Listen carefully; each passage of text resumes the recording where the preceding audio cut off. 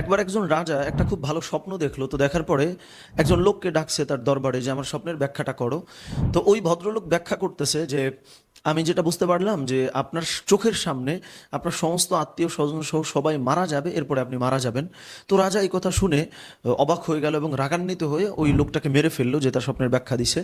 পরে আরেকজন লোককে ওই রাজা ডাকলো যে তুমি স্বপ্নের ব্যাখ্যাটা দাও। তো ওই ভদ্রলোক বলতেছে যে আমি দেখতে পাচ্ছি আপনি যে স্বপ্ন দেখছেন তার ব্যাখ্যাটা হলো আপনি আপনার যত আত্মীয় স্বজন আছে, আপনার পরিবার পরিজন আছে, আপনার আশপাশে যত মানুষ আছে, সারা জীবন আপনি সবাইকে সেবা করবেন, সবাইকে অনেক আনন্দিত করবেন, সবার স্বপ্নকে আপনি পূরণ করবেন।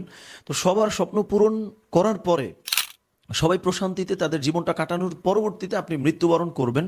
আপনার হায়াত, আপনার জীবন এতটা লম্বা আমি এটা দেখতে পাচ্ছি। তো রাজা এটা শোনার সাথে সাথে খুশি হয়ে তাকে অনেক পুরস্কার দান করলো। আপনি লক্ষ্য করে দেখেন কথা কিন্তু একই। আগের জন বলছিল যে আমি দেখতে পাচ্ছি যে আপনার চোখের সামনে সবাই মারা যাবে, এরপরে আপনি মারা যাবেন। এই যে উপস্থাপনা করলো সে খুব বাজেভাবে বা ভুলভাবে একই কথা, এটা বলার জন্য তার গলা চলে গেল।